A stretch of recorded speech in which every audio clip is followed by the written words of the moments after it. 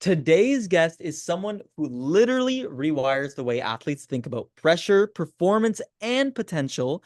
But that's not only it, because anyone can take the learnings that he teaches and integrate it into their own lives to become more powerful. He is known internationally as Pete Fry, the goalie mindset guy. Okay. To me, he's my dad, but he's more special than that. He is a best selling author, he is a speaker, and a professional mindset coach.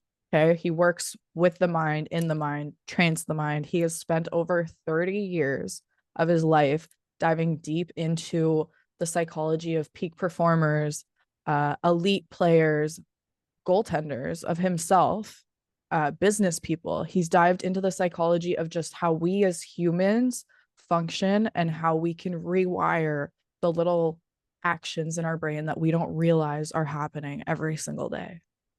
And let's not forget, he's also trained NHL goalies, worked alongside legends like Grant Fuhr and Kelly Rudy, and built entire training systems to help athletes build unstoppable confidence and focus. Which, you talk to Ashley, she'll tell you I need to improve my focus a little bit. So this episode is definitely good for me. But he helps all his clients from the inside out. Yeah, I think we all with social media could improve our focus a little bit. I don't think it's just you, babe. But he didn't start in a coaching chair, right? It wasn't like it just came to be. He was a top tier goalie himself, drafted by the New Jersey Devils. He won an MVP in the WHL. He played for the Victoria Cougars. He played for multiple different teams. He played in Sweden. He played professionally in Sweden. I have a tattoo from my 18th birthday card from him where he wrote "You are my light," and we'll dive into stuff that happened throughout his journey, but I got it tattooed in Swedish to resonate with him a little bit more. But he was a standout at the University of Calgary as well. He didn't finish school. Side note, you don't need to finish school to be successful. Okay. I'm finishing school, but and then he had a knee injury, which shifted his path. It didn't become something that defined him, though. And I think that is the most important thing that we take from talking to him about everything is that with every adversity, there is a seed for equal or greater benefit. And Pete is already a powerful guy. He is one of the most powerful guys I've met. But Pete's story, what makes it so powerful is that he didn't stop at any of the setbacks that were in his way. He used it as a spark and a new mission to help athletes harness the one thing they can control, which is their minds. And I think it's so powerful because your mind, as Pete says, is a supercomputer. And he teaches his clients, and also today, you, how to harness it. And we are so lucky to have had this conversation with him. For those who don't know, he was in the hospital for a couple of months last year, and I was right by his side, working with him throughout it. Uh, Healing from congestive heart failure, being told that he had congestive heart failure, and then a heart function of 9%, and his organs were at risk, right? His liver and his kidney, they were not functioning. So, or one of his kidneys or both of his kidneys. Let's forget the details there. But we got to actually talk to him about what went through his mind in these moments, which isn't something I get to do every day with him, right? Because he's such a strong-headed person and he's so positive and he's so forward thinking. So we'll talk about mindset, we'll talk about healing, we'll talk about tools and tricks that you can actually use every single day, habits, how important habits are. If you are not a goalie, if you're an athlete, or you're just a regular person, his book, Magnetic Mindset Secrets, is available on Amazon, and I urge you to go read it. I urge you to go read it. So let's jump into rewiring belief systems, leaning into visualization, and unlocking the kind of mental toughness that creates a champion, not just in sports, but in everyday life. And let's get into it because I know I'm excited. I know you're excited.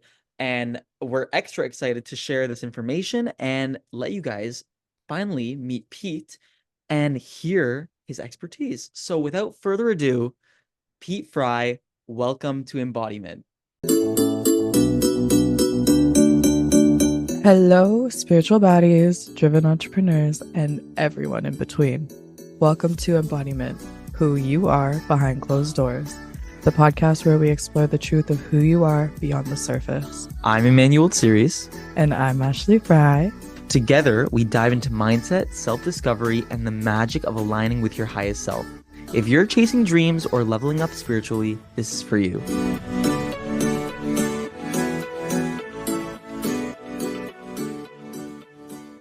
Okie dokie. So, Dad, how does it feel to be interviewed by your boss? By my boss. I'm kidding. You're always bossing me around. You did that ever since you were a little girl, too. Just so you know. I'm kidding. No, but I really want to jump into talking about all the adversity that you faced last year and how you carried yourself through it. For those who don't know, you spent 35 plus days in the hospital. I think it was 45 in total. Yeah. Started it in the Ottawa hospital and then ended up in the Red Deer hospital and then ended up in the hospital in San Diego and then finally was $5,000 US later. Oh God. Wow, was that actually, that's crazy. Yeah, because you know why? So he had health insurance or travel insurance or whatever, but because he had been in emergency in the past 2 weeks beforehand. Do not use that company. What are they called? What's that company Tugo? called? Tugo. Tugo. Do not use Tugo. Stay away from Tugo. Bad. Very bad. I had to But get because anti-plug in there. Never use them for your insurance. So because he was in the hospital before, it wasn't considered an emergency because he was already aware of it. So they kind of screwed him over in that sense. Yeah. It is Wow. what it is. We move on. Yeah. Damn. So okay, I've got one question to start off. When you look back at last summer touring seminars while your body was kind of calling for attention, what was obviously I was with you, but what was going through your mind? How were you mentally navigating it all? Well, basically, I think I just all along, I could just see a clear picture of me being healthy. I would do a lot of visualization. And before all this happened, you got to keep in mind that I've had what's called atrial fibrillation for 20 years, 25 years. Yeah. And I learned to deal with it. Even though it was uncomfortable, it didn't feel good. I was still what I thought was in good shape, right? And what would happen was I got basically blacklisted by my cardiologist because, all he would do is prescribe me medication. And all along I was like, because I had a doctor friend of mine who was actually a goalie and he was older than me. And he was a doctor and he had an ablation. He said it's the best thing that ever happened to him. Yeah. So I kept telling my cardiologist I need an ablation. He just ignored me, ignored. And he would basically just prescribe me all this medication. And I can remember going to see him. I'm sitting across from him, and he's a little bit overweight. And then his assistant, who was like, I swear to God, 200 pounds overweight. And I'm like, what kind of example are these people here, right? So I remember he's like trying to give me more medication. I drop down, I do 50 push-ups in front of him. I'm like, I'm fine. I don't need it. Even though I wasn't feeling that good. You're stubborn. And so I was, so he fired me. A cardiologist, he fired me as a patient. And basically I was doing the cold tubs. I think I went 2 or 3 years without touching warm water. I maybe had a hot tub once. It was all freezing cold. In fact, I get in the shower and before the water was on, I would just turn it to as cold as it goes. Because I wanted that uncertainty, right? That uncomfortableness to break through it. Yeah. Johnny, Johnny, your brother, my son, he was big on the cold showers, big on the barefoot hiking. And like he goes barefoot in the winter when it's below zero in snow. Right? I don't. In the summer I do though. And so he'll do this thing where we walk on rocks and pebbles. It's like walking on Lego, right? And I learned that when I step on it, if I focus on it, like focus and then the pain will dissipate, right? Feel it, be in the moment. The pain will dissipate. Yeah. And so I had a lot of stuff building up to this that I think made me resilient. And so when I was although, you know, it was a challenging time because after I do a seminar and after I try to sleep and I couldn't breathe because what happened, even though I was in good shape, the heart, because of the AFib, was getting weaker and weaker and weaker. And it dropped down to like 9% ejection fraction. And most people die at 9% ejection fraction, right? Kelly just went to a funeral for someone where their ejection fraction dropped to 10% and they died. I was gonna say. Yeah. I was gonna say mom And and a friend. yeah, and so it got to the point where, and when I was doing my seminar tour in the summer, I couldn't sleep at night because I couldn't breathe. So I think I went like 30 days, and about a span of 30 days, I may have had an hour and a half sleep. That's it, max. And it was, yeah, it was not feeling good. So finally, after the tour, after I came back from San Diego, then the hospital said, we're going to keep you in here until, you know, until you're better, right? And I remember talking to the doctor, like, you could die. Like they were saying you could die. And so basically that's what they did. And I remember going in there and they're bringing out all these needles and stuff. And I was like, yeah, to me, it was like the barefoot hiking, right? So, so needles in the stomach, stuff like that. And I was like the needle ladies, the nurses that use the needles, they love me. Like they love me because He fixed it. He fixed most it. patients try and run. And I was like, this is building resilience when I was in there. So I really like that. Yeah. And the only thing that I wasn't tough on, that was when they put the catheter in. Oh my God. That was one thing I wasn't resilient on. Do you know what that is, Mano? Yes, I do. I like, ooh. A lot of it was a lot of it's in the head too, right? A lot of it's in the head. And when we were on tour, we watched that movie called Obliterator. Obliterated. Called No, Obliterated, where they torture the guy using his manly parts, and they put something in they put a drill in the middle of his manly parts. Anyways, that's what I was picturing when they put the catheter in. Not the right thing. So I wasn't resilient during that part, right? I had a big flaw. Anyways, No, I have a video. There were like 4 of us in the room when the nurse came in to say that they had to like switch out his catheter, and the like panic in his voice. It was funny. they were saying they were going to do it again. They're going to, yeah. Anyways, I was like, oh my God. Ooh. Whatever. Um, It is what it is. So, okay, you kind of give us a rundown. There was a lot of moving parts to it, and you talked about like focusing with the needles and stuff, kind of using that as Yeah. Here, I want to show you this. I don't know if can you see this on here? I got to move to the side so I can show it to you. Oh, I'm using the computer one, not the phone one. Can you see that mark right there? You see that mark? Yeah, that's from the See how angiogram. big it is? Yeah. That's from The angiogram. that was done in August. So Yeah. September, October, November, December, January, February, March. That was done almost 8 months ago. And the hole is still here. That's how big the needle was. And I remember the doctor saying, oh, this is going to hurt. This is going to hurt. And I'm like, just do it. Like, will you fricking just do it? And so he puts the needle in and I'm like, oh, that feels good. That feels good. And he's like, man, you're strange. You are strange. But it didn't bother me at all. It was just like, I don't know. It's like a lot of stuff is mental. Because think about it. It's here where the pain is, but really, where do you feel the pain? You actually feel it in your brain. Yeah, true. Right? Yeah. You feel it in your brain. That is a really good way to reframe your mind in those situations. I know a lot of people are scared of needles, especially like, I mean, when it comes to those big ones that are coming in and you know, like all the other things that come with healthcare and being in that state, the way even in that state when you were in that position in the hospital, the fact that you were able to reframe your mindset into that more positive, you know, being like, I'm gonna get through this, like thinking about it in a positive light, really is so like, because again, this is your brand. Your brand is all the mindset and it's being powerful. And the fact that you're able to do it in that moment too, like especially it just goes to show, you know, that you follow through with everything that you're teaching your customers, your clients. Was there okay, so obviously there were moments for me while we were in there that really tested my mental and my sanity. But for you,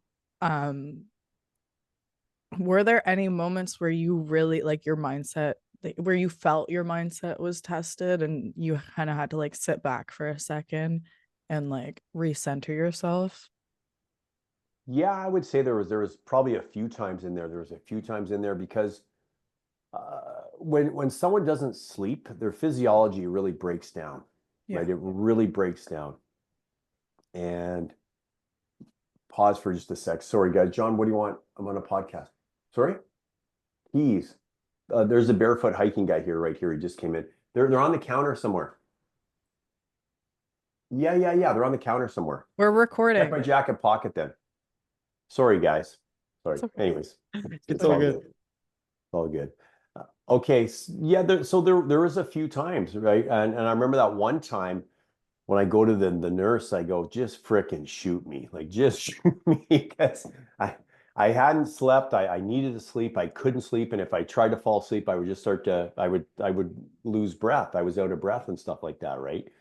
So that was probably that, or the catheter was probably the lowest. I think the catheter happened like right after that. Like right after I said that, they decided to put the catheter in. I'm just like, oh my God, because they were going to give me some more Yeah, because medication or something. that would have been the day or the day after I went back to Toronto Yeah. or whatever. So that would, yeah, I remember because mom and Deb were pretty freaked out. Mm-hmm. So then, sorry, Ash. No, go ahead. Go ahead.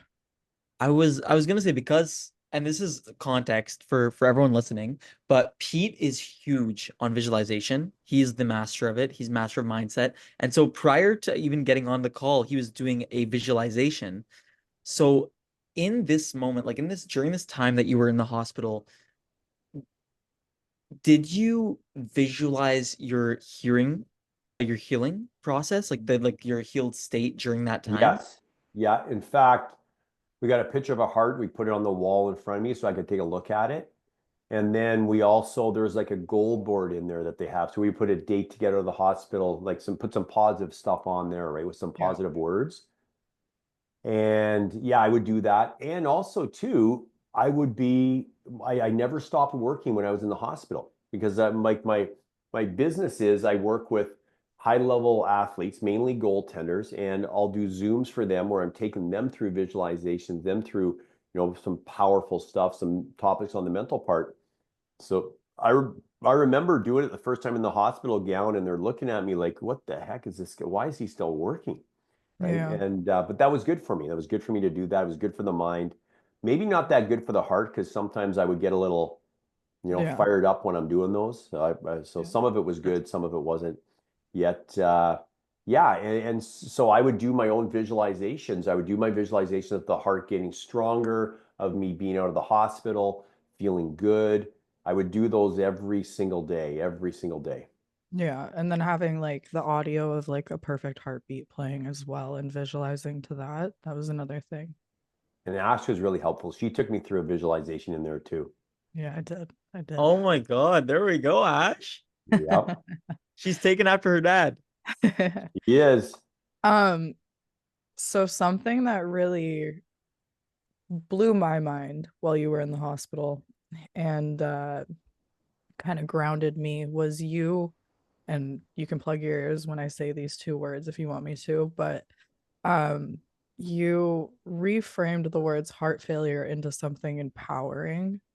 Why, for those who maybe don't fully understand, why is language so important and why is it so important in healing? Great question. Great question. So basically, when we talk, we think in pictures. So if I say car, you think of what you picture, probably a certain type of car.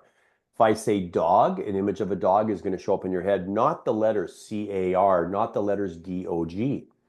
And words are powerful because every word forms a picture in our head. And we walk into the picture we hold of ourselves. Our subconscious mind does not know the difference between what is real and what is imagined.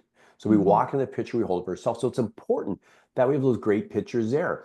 Now, the medical industry has a big problem. That's not a very good image in your head, but it does. It has a big problem in that it will, even though there's a lot of great people, a lot of great doctors, nurses are phenomenal, yet the language used is not empowering for the patients. It's not empowering on them. A lot of times they look at it strictly on the medical side, not on the power of the mental, and they don't use that. And so they have a term called heart failure. And so all the literature they gave me, I went through and I crossed it out and I changed it to heart not working perfectly yet, because that's a more powerful image in the head.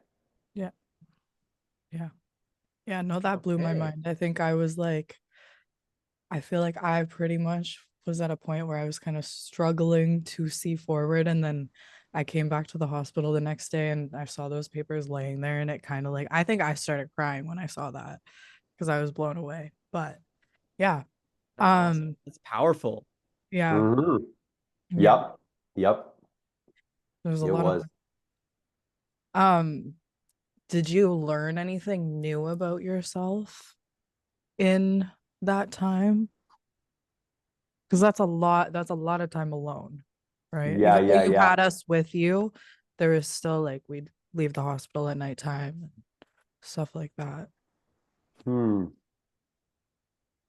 Yeah, I think I learned that even some more resilience and the power of not caring what anyone thinks of you. But, Johnny would sneak in raw cow heart, raw cow liver for me to eat, as opposed to, a lot of times in Canada, anyways, the hospital food is not very good at all. In the US, it was phenomenal, by the way. So it was like the food there in the hospital was like unbelievable, super healthy, super healthy. But a lot of times in Canada, they're bringing in things that are actually going against your health improving. And so I think one of the things I learned was the power of I don't care what they think. So I would probably 80% of the meals they gave me, I wouldn't eat. I would wait until, Johnny or Ash would bring me in something, or mom would bring me in something.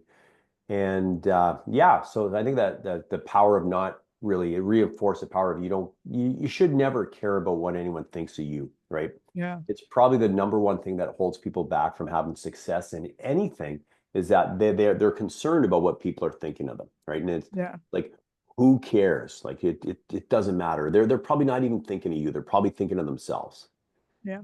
Yeah. I know So I then, learned one thing, and that's how much I can carry at one time from the car into a building.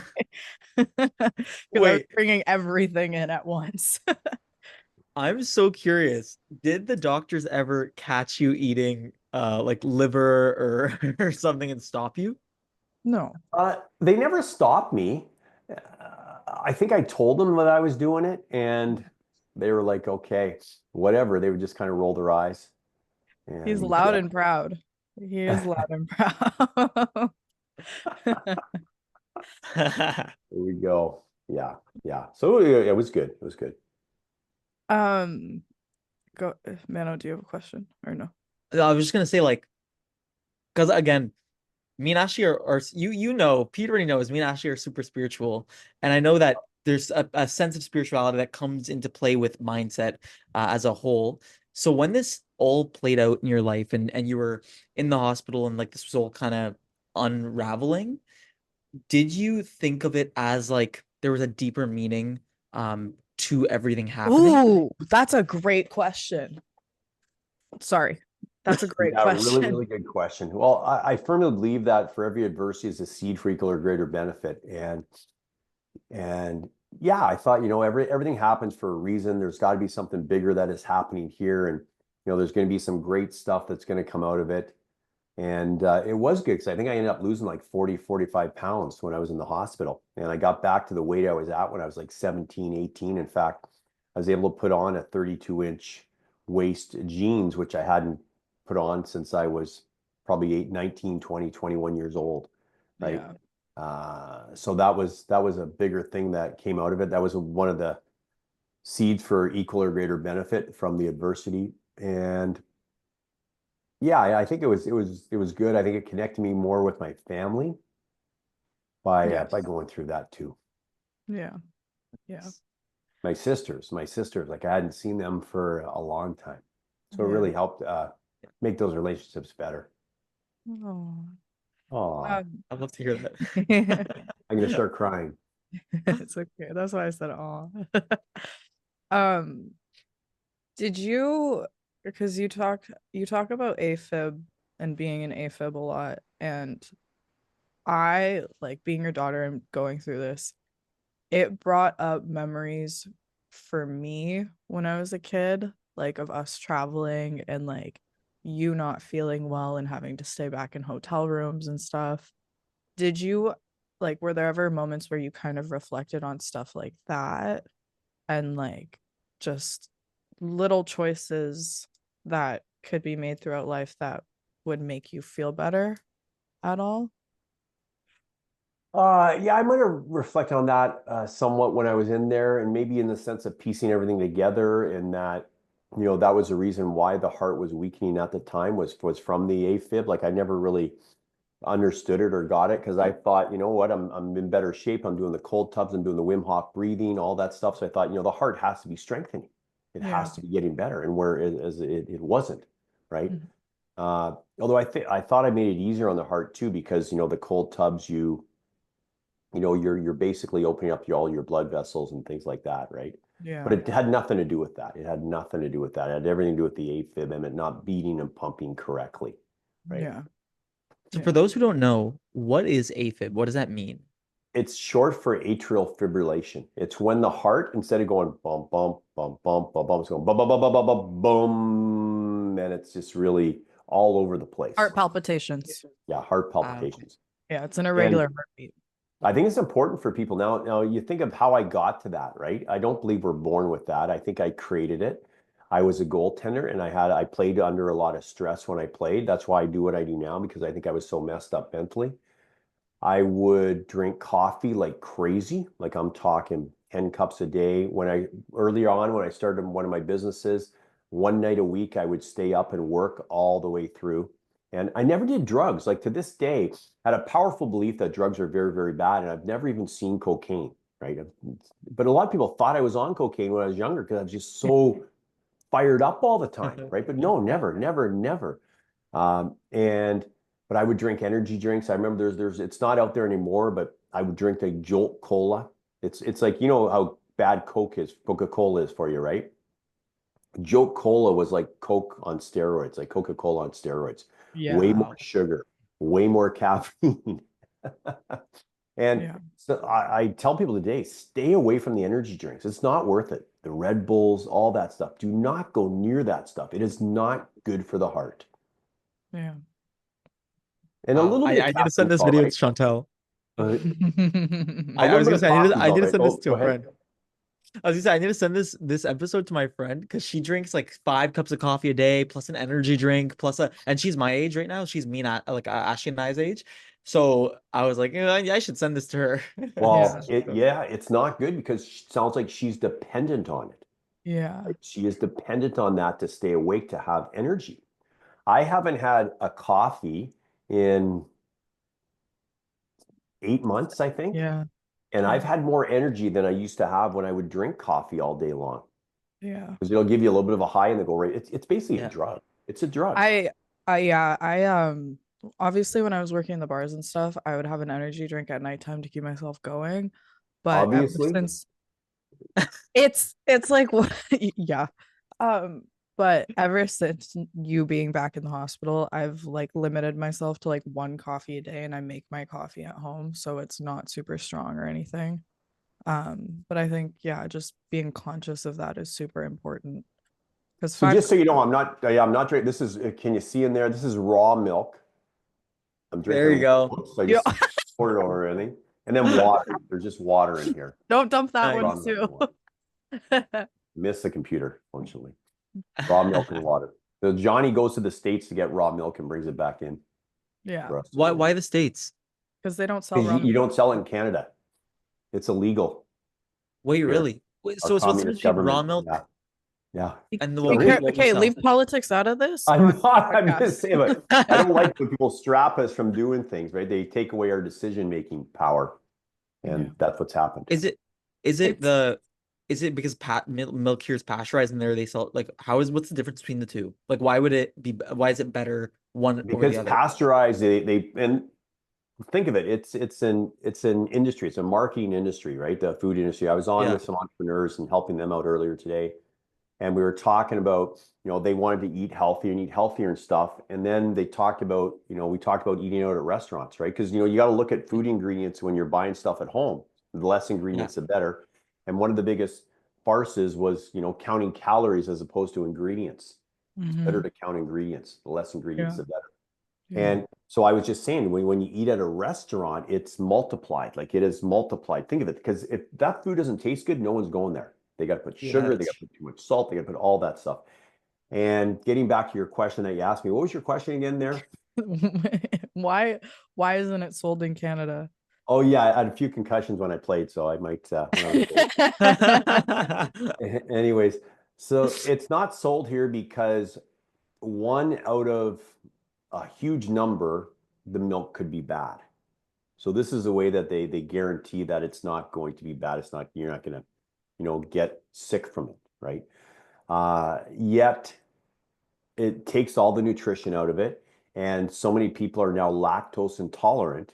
To me, it's like I cannot drink pasteurized milk, but I can drink raw milk, and I'm Yeah. fine, right? Yeah. But the pasteurized milk, I cannot. So we get raw milk, we get raw cheese. We can actually get raw cheese in Canada, by the way. You can get it at Superstore there, and it's I just think healthy. it's a legality thing because they like say there's like 1 in 400 who maybe get a bad batch of raw milk. Canada just doesn't want to deal with what could potentially Interesting. happen if somebody gets sick, right? I was talking to a friend of mine last week actually, and Josh Bath. Yes. So he does the same thing. He does a raw cow heart, cow liver like we do, and the raw milk and stuff. So he said he had raw milk in his fridge for 4 months and it was still good. Whereas pasteurized milk, there's no way. Yeah. Ew, I don't Wow. let's That's talk. see, honestly, I was ignorant after before this because I didn't even know that you could buy raw milk. I thought all milk was like that, just generally. I didn't even know you could do that. So You got to that's go to the US. Yeah. And Yeah. there's no law against bringing it in the country. You're just not allowed to sell it. Yeah. okay. Wow. As I far should as I know, next time I go. we'll see if the CGB shows up on my door.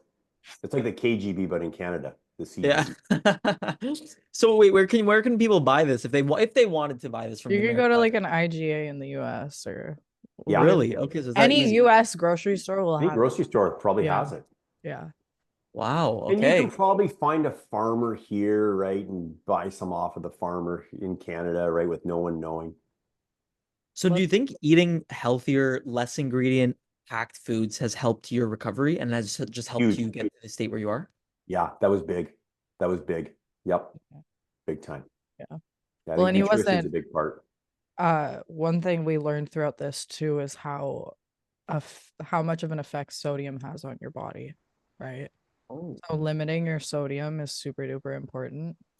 Um, obviously everything's good in balance, but that was like one thing right away in the hospital that he was told is no more than 50 or no, like no sodium. Avoid sodium at all costs, right? Although for the average normal person, like some sea salt or Oh Celtic yeah, salt, yeah, yeah. that, Everything in there's nothing moderation. wrong with that. Yeah. Yeah, but it does have an effect on your body. Um, Kelly gets mad at me. My wife gets mad at me if I have salt and stuff. She got I mad at me also the other get day. mad at you. So I said it wasn't salt. I had sodium, not salt. This is the same thing. Okay. Bad joke. Man, I was like, huh? Um, okay, Hey, ha- some bowls of soup have more sodium than your weekly intake. So Mm-hmm. it's true. It's true. Um, do you think that your heart calling for rest was like a deeper invitation for you to slow down and realign yourself at all? Deeper invitation to slow down and what? I couldn't hear what you said. Realign yourself at all? Yeah, it could have been. It's quite possible. Like a car that's not serviced, right? It needs to get serviced. So yeah, I'm sure it could have been, or maybe to add some more, I don't know about balance, some more peace in my life. Yeah, to slow down a little bit, right? Yeah, possibly. Although I don't think so because I'm going faster now than I ever have been since I had what's called an ablation, it's where they do something Yeah. to the top of the heart. That's what the cardiologist recommended I do not get and wouldn't let me get one. And then of course, a new That's cardiologist, like, yeah, we got to get one, and it made all the difference. So my heart's beating normally now for the first time in 20, 25 years. That's what I mean though, in the sense of realigning, right? Because if you Mm, didn't slow down and realign, you wouldn't be able to function at the capacity that you are right now. yeah, that's true. So, So That's true. what does Pete Fry's daily routine look like? Ooh, well, I'm using my phone as my camera, so I can't show you, but I have habits that I do every day. So I wake up, first thing I do in the morning is I either smile for 5 minutes or I brush my teeth with my non-dominant hand for 2 minutes, and all my focus goes on just brushing my teeth. And it's an exercise. I got a notepad right there. And so I start my timer on my phone, and I get all my athletes to do this. All my athletes do this. So I start my timer on my phone and I brush my teeth. All my thoughts, energies are on the toothpaste, the taste of it, the texture of it, the temperature of the water, the bristles on the teeth and the gums. And as soon as I have another thought, I stop the timer and I put down how far I got to. Then I start it again and I just keep going until the end. If I get another thought again, I'll just go back to dialing it in. mhm. Target is to go for 2 minutes, just dialed in. And I tell my athletes, my goaltenders, I go, you think of it. If someone cannot dial it in for 2 minutes, they're going to have challenges, right? And this is, they say people today, a lot of people are ADD or they got ADHD or whatever that is. Yeah, this is a great exercise for that to allow you to focus. Yeah. Yeah.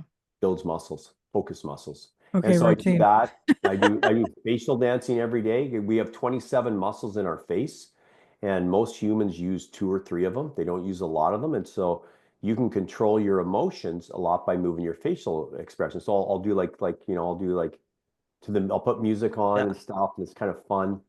You move your face. So it's like aerobics for the face, so to speak, right? I think I can move my ears a little bit now and get into that point there.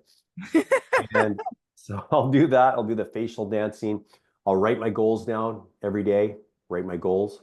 I will I'll visualize my heart getting better. I'll do some deep breathing. I'm just going through my list, through my morning list of what I do. I will do personal development for half an hour to an hour every single day. I think it's important, right? Our mind is like a garden and we have to put great stuff in it. If not, weeds will grow. Working out, workout, hike, or sprint. I got that every day. And I just hired a personal trainer for 5 days a week, so that's going to be great for that. I Junk food free is one of the things on my that I write down for one of my habits is junk food free as well. Yes. He loves himself a chocolate milkshake. No, hey, I do too. You should ask Ashley. I'm always eating chocolate ice cream, but healthy one. I'm eating protein ice cream, so it's not bad. But you get a lot done. You're productive. What time do you wake up every morning?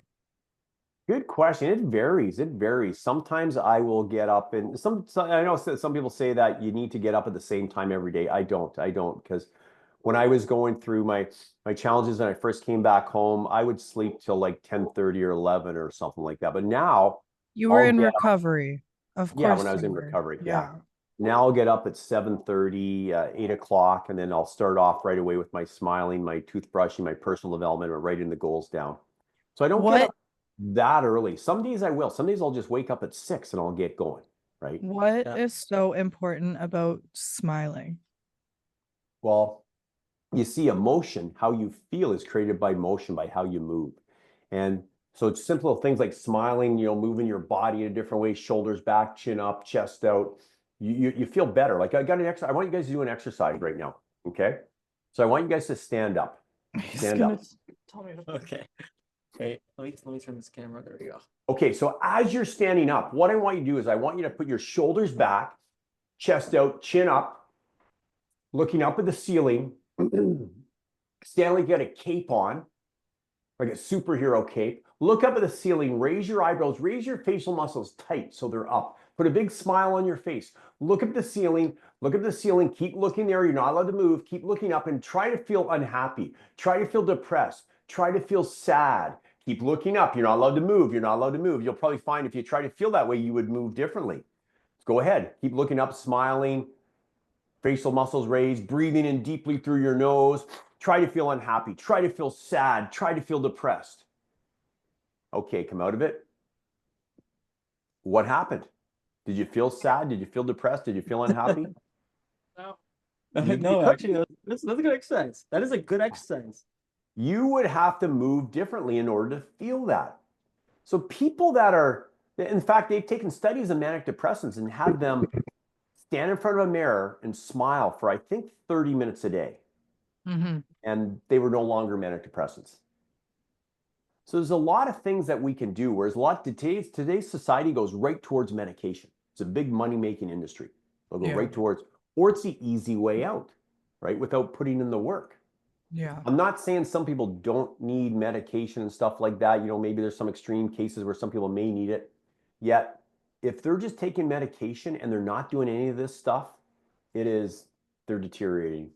Yeah. Well, we can only control what we can control, right? And so I think obviously there are cases where medication is a good additive, but you need to be taking action otherwise, right? Taking care of your body properly, investing into yourself in that way. Yeah. I love that exercise though, because even Mel Robbins, I don't know if you know Mel Robbins, Pete, but she's a podcaster as well. And one of the things she says is in the morning you wake up, you go in the mirror, you smile at yourself, and you give yourself a thumbs up every day when you wake up. And then that I haven't done tell the yourself, thumbs up. I love it. Thumbs up. you know, it's like good job. We're gonna kill the day today. And then also on like I know when I remember from our last episode a year ago, or I think it was 2 years ago, year and a half. You mentioned a technique where it was like a mind movie. So like where you would make a voice note, Yeah. yourself. And I remember I started doing that back then to visualize kind of like a vision board almost.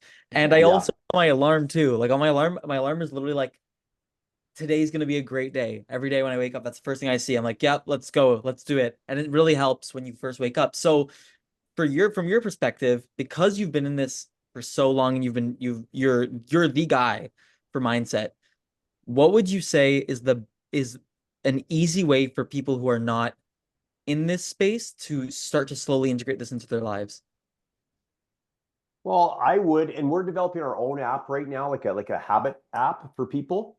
But there's a free app out there right now that you can share. I get all my athletes on it. It's called Habit Share, and it's really good. Habit Share. You put that in, and you can share your habits with friends.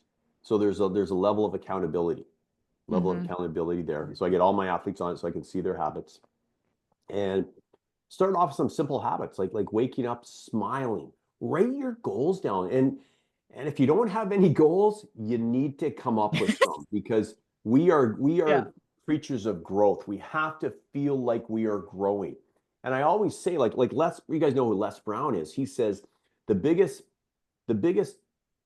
failure for people is not that their goals are too big and they don't reach them. It's that their goals are too small or they don't have any at all. Right? So think big, think big, think big. That'd be one. Number two is failure is a good thing. If someone's not failing, they're not taking any action. Fail forward fast. That is key. That is key. And learn from your failures, right? If you're going to screw up, have a big failure, right? Have a big failure. You're going to learn more. You're going to become better over time. Yeah, it may not feel good at the time. It may feel uncomfortable at the time, yet you're going to become a stronger person. And I've gotten to where I've got through tons of failures. I had a business before that, a massive failure. In fact, it was so bad, my wife blocked me on Facebook. I remember that. I remember that. Ashley can tell me the story. It was, it was a you don't want me to bring that up. Anyways, it wasn't a fun time. I'd like to focus on what we're doing. We learned. Yeah, I learned a lot. I'm so grateful for it. So grateful for everything. The other thing would be morning questions. We are always asking ourselves questions. A lot of people ask themselves lousy questions. And your brain is the most powerful computer on the planet. And whatever you ask it, it will darn well seek an answer for you. He used to drive me insane when I was a kid on the way to school asking me questions. For example, when I was a goaltender, if I didn't make a save, sometimes I would say, why did I let that in? Well, think of it. The brain's going to search for an answer based on your question. So why did I let that in? So the brain is thinking, and all of a sudden it yells back, because you suck, right? Something like that is what happens. So if we ask our brain a lousy question, we're going to get a lousy answer. So start your day off, say, what am I really happy about in my life right now? What am I really happy with? Because anyone, no matter what, you see sometimes the most successful people sometimes in monetary terms or career terms, are sometimes the most unhappy because they're asking themselves the wrong questions. So what am I happy about right now? What am I really grateful for in my life? Who am I grateful for? And Gratitude is so important. yeah, and ask it in a way. It's not, you can't go, what am I happy about in my life right now? Like, because think about it, all that stuff. You got to ask it in a powerful way, right? And then, what can I do today to have a major breakthrough in my business or my career or whatever it is you want to have a major breakthrough in? It could be something like, who do I love? Who loves me? I ask those questions every morning. It's in my habit tracker, right? I ask them every single morning. And you start to do that consistently, and you got the compound effect, right? The compound effect, like compound interest, it's powerful. It's a whole, would someone want $1 million today, or a penny that doubles every day for the next 31 days? The penny's going to be worth way more than $1 million after 31 days, because it's compounding every single day. Yeah. Yeah. I agree. I like that. Good wisdom. What is one for yourself, what is one thing in terms of mindset that you think you live by now more than anything else? One thing as far as mindset, I'm very aware of the pictures that go in my head. And I'm very aware of that we're always programming ourselves, or we're always being programmed. And once again, our mind is like a garden. Our brain is a sending and receiving station. Even if we're not saying anything, if we're thinking, boom, thoughts are real things. Powerful thoughts become powerful, real things, right? Weak and scattered thoughts become weak and scattered, real things. So number one is to get your thoughts under control, and remember that we have a conscious mind and a subconscious mind. We want to always program our subconscious mind all the time, whatever it is. Like you got your vision board, Mano, right? Boom, that's huge. That's programming your subconscious mind every time you look at it, every time you think about it. And then we also have to understand that we have a conscious mind, and our conscious mind can be the great trickster. It can trick us. Our conscious mind can lie to us. It'll make things up, and it'll make things up that are so scary and proportionate. It'll say to us, guess what's going to happen to you, right? Like that's what our conscious mind will do that. So you got to understand though, that you have full control over your conscious mind. And to me, and this is all stuff they don't teach in school, but these are the most important skills that we need to have. Yeah. For example, if I get a negative thought, I imagine my hand going forward, grabbing that thought, throwing it to the side, and it scatters, breaking into a million pieces against the wall. In fact, I picture a big Hulk arm grabbing that thought, pushing to the side. So if someone here, if their mind ever spirals out of control, we have control of our mind, right? There's laws of the mind, and we got to get control of those things. Yeah. And the subconscious mind, we're always being programmed. So when you're talking to someone, and Kelly, my wife, your mom, Ash, gets mad at me all the time for this. She'll be telling me a story she had with someone. Says you. And she'll say you. She'll say, and I was like, you are blah, blah, blah, blah, blah. I'm like, Kelly, do not program me. And she's like, stop trying to tell you what I'm going through. Right? I'm like, just don't use the word you. Like, use something else besides you. Right? So we're always getting, so just be aware, right? Because the people we hang out with is who we become. The words that they say become realities for us too. So we got to be aware of that. Number two is Netflix or whatever you're watching on TV. You know what the biggest competitor of Netflix is? Anyone know? Do you guys know? Your attention. Yeah, sleep. Sleep really is the biggest competitor of Netflix. And people will watch murder shows. They'll watch horror shows and things like that. Stay away from that stuff. It is so bad.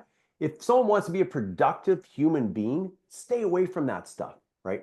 Because it ingrained. Here's an example. I had 3 older sisters growing up, and they took me to a drive-in movie. You guys know what a drive-in movie is, where you go there, big screen and stuff like that. They took me to see Jaws when I was like 5 years old. Well, to this day, I'll go in a swimming pool and I think there's a shark underneath me. That's the power of the subconscious mind. We're always getting programmed, always getting So make sure you're putting good stuff in your mind. The books you read, even the music you listen to, like I love the lyrics to the song Creep. You guys know what the song Creep is? Yes, you've played it for Who's it me. Oh, by? it's awesome. Mano, you'd love the lyrics. I'm Let's. a creep. But anyways, what I'm saying is you don't want to listen. You want to, I love the lyrics. I will not listen to that song. You love the lyrics or you love the beat? I love the beat of the song, not the lyrics. Yeah. Thanks. Okay. Thanks. Anyways, it's just it's a so even what you're listening to, right? Make sure that it's positive. Everything you get it, play every ace. Play I have a every question yeah. because we always talk about mindset and stuff like this, and I'd say I enjoy reading and studying like psychology and like trauma and stuff like that. Um, have you ever done any research into trauma and like the effects that it has on you? Because so the story you told about Jaws, and this is something that I figured out when we were touring last summer. Um, Trauma and stuff can be passed down through DNA, right? And so that was a traumatic experience for you, and you carried that with you your whole life. And me, ever since I was a kid, from when I don't even have memories, from when you guys lived in the hotel downtown, or not the hotel, but the apartment downtown, and there was like that swimming pool above. Oh, we Uh, lived on Beach Avenue yeah, when I was looking good and going nowhere. So I was making good money, but I was spending it frivolously. Yes. but I, ever since I was a child, the only actual memories I have are me being scared of sharks. Even if I was Really? in a pool, even if I was in a lake, even like I have always been so scared of sharks and I could never figure it out. And then when we were touring this summer, and because I've read about stuff from Gabor Mate and different people who have studied trauma and like Joe Dispenza, I pieced it together that the reason why I had this inherent fear was because you went through a traumatic experience as a kid, and Because of my sisters. You got to it was blame passed, my sister. You better call them after this. but it was passed down to me through DNA. So I was just curious if you've ever looked into that side of stuff and if you've ever studied that, because I know you listen to I've Joe never Dispenza. studied that. I probably should because I had a traumatic experience when I was 8 years old, right? My one of my sisters got a tragic car accident, lost her husband, lost her little baby. And I remember my dad telling me I was 8 years old. It was not a good thing to go through.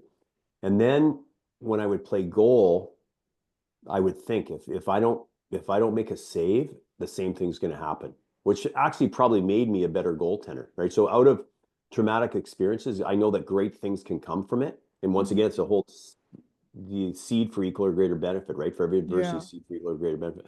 I've never studied it though, as far as how it could pass down through DNA. I've never Yeah. seen that. Yeah. Never studied that. Well, and I don't know, when you first had your heart attack, that's when I kind of started looking into, A heart attack, not sorry, mine, when not you mine. first, when we first went through this 7 years Reprogramming. ago, when the first experience happened 7 years ago, I started looking more into stuff like this as well. And you are a very strong-headed individual Oh, that's who a good program. you are a very strong-headed individual that does not speak about their emotions I'm often. a And man. it's not about being a man. But I think like one thing I had looked into and thought about was like maybe Nanny passing away and Cecil passing away and all of that, and not talking about it could have like bubbled up and stored in your body and then reflected through your heart condition. So I don't know. This is stuff that I've looked into, but I'm scared to talk to you about because of the programming and everything. But I think that would be something. Maybe the next part of the mindset journey is looking more into stuff like that. Yeah, that'd be Because interesting. because unprocessed trauma, right? Like when you acknowledge something and you work through it and you shift your perspective on it, that's one thing. But a lot of people live this life without processing it and they kind of like bury Mhm. it, right? And your body feels that. Yeah. It's like subconsciously it still lives inside you, even if consciously you're not Mhm. about it. So Got it. he's like, Got next topic, please. no, no. He doesn't give a fuck. We're gonna go to something more positive. You talked about Well, no, I think those are important conversations to have. Sorry, Dad, but I It's all do think good. those are important conversations to have, right? Like, yeah. So now it's something we can think about. it always leaves open the idea for another podcast episode. There we go. There you go. But I know we're coming close to the end here, and we have like I know we have one more question for sure. Can Uh, I ask one first? but I want to Okay, ask go, go, go, go, ask go. about your app. So you mentioned Habit Share as an app, like, you know, to help track your habits and keep yourself accountable.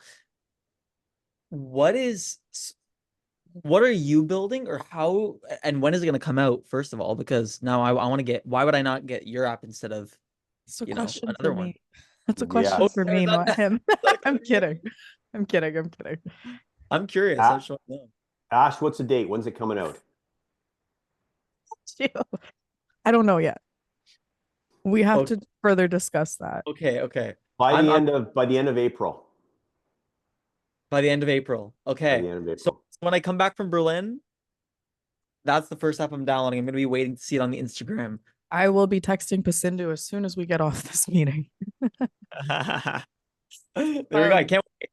It's gonna be powerful. Yeah, because habits plus we'll have personal development in there too, right? So Yeah. people can, it's really, really, I want to make a big impact. And to me, the best way to do that is through people's habits, right? I also want to put like audios on there and some meditations and stuff. So something where people can click in it and have like the key Yeah. things, right? I'm liking the sound of it.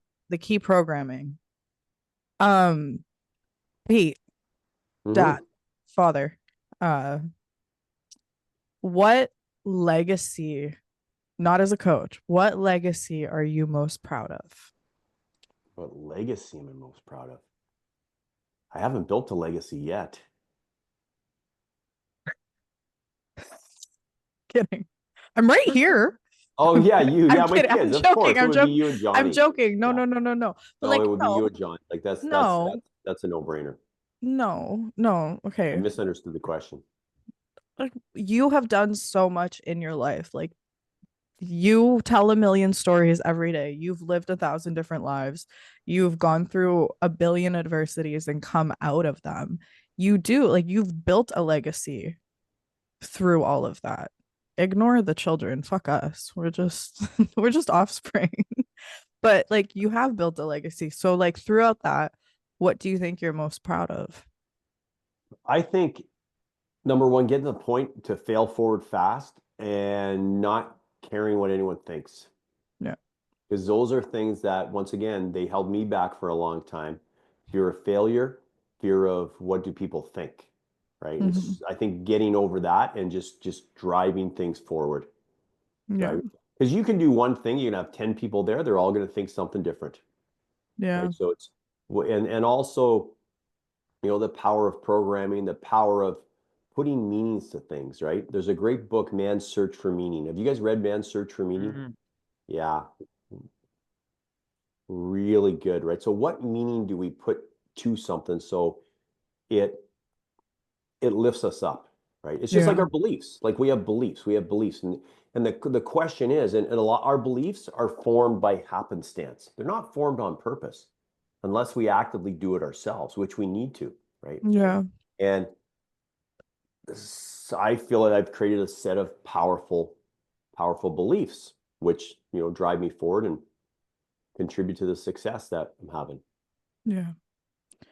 And then before Mano asks our final question, so a lot of people look up to you and learn from you. Who are people that you look up to and learn from the most? I like Tony Robbins, right? I really like his stuff. I studied it a long time ago when I first got into personal development, and it got me out of a funk after I retired from playing hockey. That would be a big one. Marshall Silver as well too. I really like Marshall Silver, and I'm just a sponge for personal development from, you know, Les Brown, Brian Tracy, John Kehoe, Harv Eker. There's so many. Yeah. And yeah, and I look for the good in everyone, like even like Elon Musk, right? I know a lot of people are mad at Elon Musk right now, and I'm looking at the good, right? I'm looking at the good, right? Even Donald Trump, and most of Canada hates Donald Trump Sure. right now, but I just look for the out of everything someone does, they're usually doing some good stuff, right? They're usually some, and I probably shouldn't have said that word, but Donald Trump right now in Canada, but I did. And just, yeah, looking for the good in others, And yeah, those are a few people that, Okay. my dad too. My dad was a big inspiration. Oh. Okay, Emmanuel. Oh. All I right. wish, honestly, I've never met him, and I wish I did. Mm, I wish I did. yep. Yeah, So, he loved you. Oh. I'm in a sentimental moment here. I will. Have a Okay, so little cry.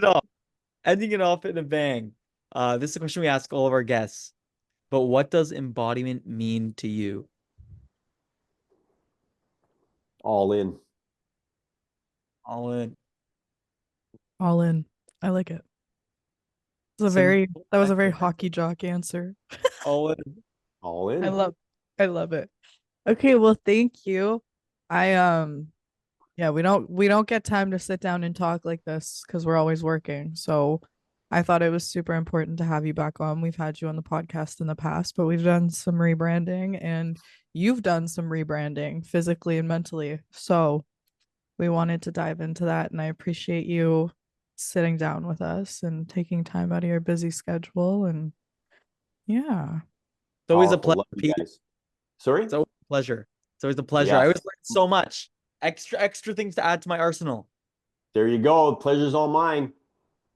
Okay. Mano, let us know if you ever want to be part of our team. We'd love to have you. He's building something of his own I right know, now. I know, I know. I had to throw that out there. So for Thank you. people listening who don't know where to find you, where can they find you? PeteFry.net probably is a simple way to find me there. Contact info is on there. Instagram, well, it's goalie_mindset, hockey_mindset. We are going to come up with another Instagram coming up soon too, as well too. And yeah, probably PeteFry.net is the best. And email pete@uomind.com. And or if you'd like to get to him faster, email me, ashley@uofmind.com. And I'm doing a lot of keynote speaking now, so you'll see the speakers page on PeteFry.net. Yeah. We're lucky. No, we're super lucky to have you in because he's a man of high value. Yeah. He's a busy Awesome. man. Okay, thank you so much for Appreciate you on guys. today. I hope everyone who tuned in today learned something. I know I always learn something when we sit down and pull things apart like this. So You guys are doing a great job. Thank you for tuning into another episode of Embodiment, Who You Are Behind Closed Doors. If you ever have any questions, leave a comment, send us a DM at embodiment.pod on Instagram. or click the link in our bio to join our community. We are so grateful for you guys and the growth that we get to experience with you. I am so proud of you. No, I'm proud of you. No, I am. No, me. I said it first. No. No.